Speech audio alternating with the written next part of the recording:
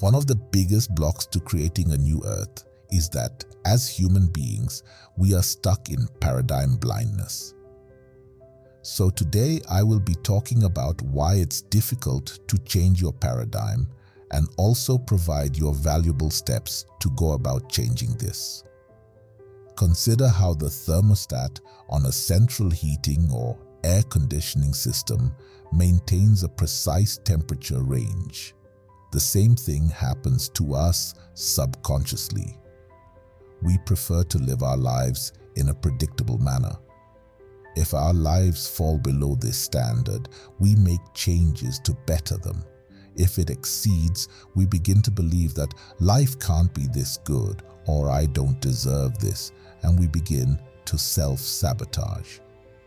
Is this anything that has happened to you?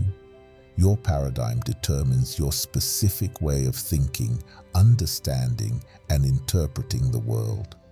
Think of it this way. Let's say you have a pair of special glasses. These glasses help you see and understand things in a certain way. For example, let's say your special pair of glasses make everything look red. There is a tint on them that makes you see red on every object or person you look at. When you wear these glasses, you believe that everything in the world is red because that's how you see it. Eventually, you begin to be programmed to know that the world is red. Your paradigm and viewpoints are the difference between success and failure, pushing forward and quitting, pain and pleasure, and they decide how you perceive the events of your life. Because you perceive the world to be red, this makes you act in a certain way. For example, you may have the paradigm that nothing ever goes your way and believe you always get the short end of the stick. Do you inevitably go through life feeling dejected and ready to easily give up at the first sight of problems? Do you begin to blame everyone around you? You have a negative view of life. Furthermore, every negative event that occurs in your life, every tiny failure, every rejection, every minor inconvenience hits you at your core to further reinforce this way of thinking. Is it possible to see anything else other than what you have known to see? Can you, like the person I mentioned before, get out of your paradigm and embrace life with a different set of lenses? A set of lenses that makes you think that you are made to succeed. Everything happening is happening in your favor to teach you and strengthen you. Is every failure only opening the door to a better opportunity than the one you were pursuing? How much more boldness would you have? Bob Proctor defines a paradigm as a group of habits that are programmed in your subconscious mind that control your behavior. Just like the special glasses, your habits have been programmed to see the world as red and therefore act in a certain way. A paradigm is a roadmap of events that have happened in your life and the meaning that you give them. Do you require a paradigm shift so that you can expand your understanding of what's possible? You may begin to explore new ideas and techniques that may enhance your ability to manifest your desires. You see, paradigms are really important when it comes to living a life of happiness, joy, peace of mind, and manifestation. Making a shift in your paradigm is not easy. There are many factors that affect your viewpoint of the world and your resultant actions. If you were born to parents with depression, your genetic predisposition is higher. If your formative years were spent in a household where everything was about scarcity, pinching pennies, and how the only way to become wealthy is to cheat your way to it, you are likely to grow up with money problems. There are factors that keep our old paradigms in place. Knowing them will make changing them a little easier. Your sense of identity. This refers to who you are in a certain area of your life. It's normally defined using an I am statement. For example, I am shy or an easily angered person. All behavior comes from your sense of identity. So if you identify yourself as shy or a person who gets angry quickly, then it's going to be harder to change your paradigm to a confident, calm, and peaceful person. If you desire to make a paradigm shift towards being calm and relaxed, but identify as an anxious person, you will have a dilemma. So you want to update your identification statements to be more positive and geared towards what you want. Examples of this include, I am a calm and relaxed person, I am a successful person, and I am a person who is good with money. The next is, what are your beliefs about what is possible for you? Perhaps you would like to make a paradigm shift towards attracting the perfect person into your life so that you can have a wonderful, beautiful, romantic, and loving relationship. However, if you have a belief that dating is difficult or that all the best people are taken, then this will make it much harder to change this paradigm. At a deeper level, you might have beliefs about not being good or worthy enough. This can really hold you back from shifting your paradigm in one or more areas of life. Your thoughts, actions, and habits that you repeat every day also keep you in the same paradigm all our lives. Familiarity is psychologically comforting. People often resist change because it can be unsettling and requires them to relearn and adapt. What is your perception of the world? Do you have faith in humanity? This is your mental representation of the world. Do you regard the world as bountiful and beautiful, or as difficult and competitive, as in a survival of the fittest? Societal and cultural norms often dictate what is considered acceptable and correct within a particular paradigm. Going against these norms can be met with resistance. These are but a few of the many factors that keep us in the same paradigm. It is important to internalize and figure out what is causing you to behave or think in the way that you have all your life. These are not absolutes, and the point is not to wallow in self-pity if the conditions of your life were not optimal growing up. We all have different problems in different areas. The point is to recognize that these factors, which you may not have previously considered, are shaping the way you are thinking and living your life now. Become conscious of these.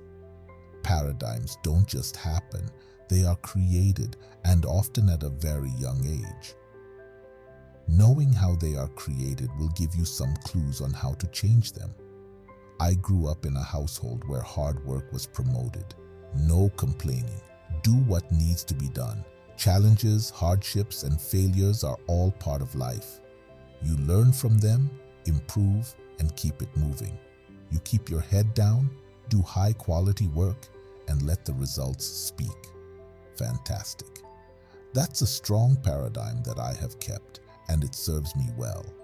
In that same household, there was a scarcity of money, regardless of how much there actually was. And fair enough, my parents grew up with an actual scarcity of money, and I believe they learned this from their own parents. I got to inherit this programming at a very young age. I remember one particular event in my life when I was 12 or 13 years old. My siblings and I were gearing up for the new year of schooling. My parents could afford to buy us uniforms, but they tried hard to get us by. So at this particular point in my life, having fresh stationery for the new year at school was such an amazing feeling. I was in my mom's room asking her if we would be getting any stationery, and she told me to go ask my dad. At that time, I was an innocent little boy who did what my mom told me. My dad calmly told me that in all my life, I have never asked him to purchase stationery for us, and I shouldn't start now. But the look in his eyes told a different story. They were filled with rage as they looked at me. Never again. And so I grew up with a scarcity of money. Even after my parents were stable and well off, I'd overhear them arguing about why they thought they did not need to buy us cereal because it was expensive. Inflation was high. And so I was the same way. Anytime there was a social event, I'd pre-calculate how much I'd have to save and how much I could spend, to the point that it took the fun out of the event itself. This paradigm was not so useful for me. It taught me to be prudent with money and smart about spending, but I did a lot more harm than good. I had to sit down, take it apart, and replace it with one that served me better. One where the opportunities to earn money were abundant. One where you get to enjoy the fruits of your labor. One where it was understood that having a big account balance when you die won't mean much, and that you have to find the right balance between saving and enjoying. So you see, in different areas of your life, you may have paradigms that serve you and those that do not. These 4 ways to help you change a paradigm are listed in a logical order, so you can make this a step-by-step process if you wish to. Alternatively, you can try 1 or 2 for now and add the others later. 1. Create a new identity. As mentioned before, the sense of identity can be what keeps your paradigm in place. Many people say things to themselves that reinforce an identity that is limiting. For example, I am an anxious person. I'm not a good mother. Also, look out for identity statements that start with my. For example, my anxiety or my addiction. When you spot these, change my to this. For example, this anxiety or this addiction. This immediately changes it from something you are, part of your identity, to something you do, a behavior. It's a subtle but very important shift. Identify new beliefs. From the above identity statement, you will come up with some new empowering beliefs that will support your new identity statement. 3. Get out of your comfort zone. What do you think is the biggest thing preventing you from changing a paradigm? The answer for many people is fear.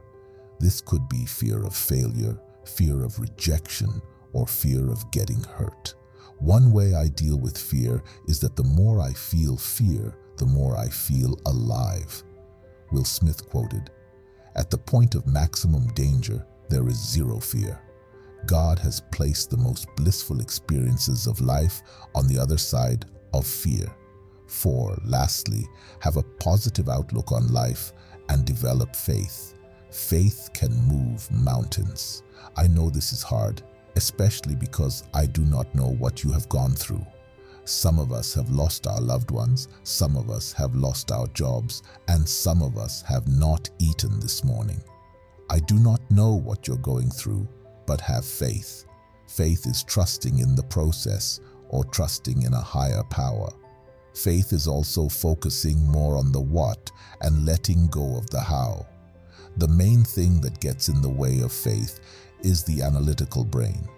When you can let go of the how, or simply ignore this part of your brain and take action anyway, then you are acting with faith.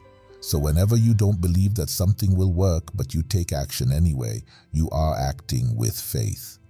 In conclusion, paradigms are essential for developing skills and habits. However, paradigms that don't serve you can be changed. It might take some effort, but it's well worth it. Have a great day ahead. Please like, share, and comment below on your thoughts.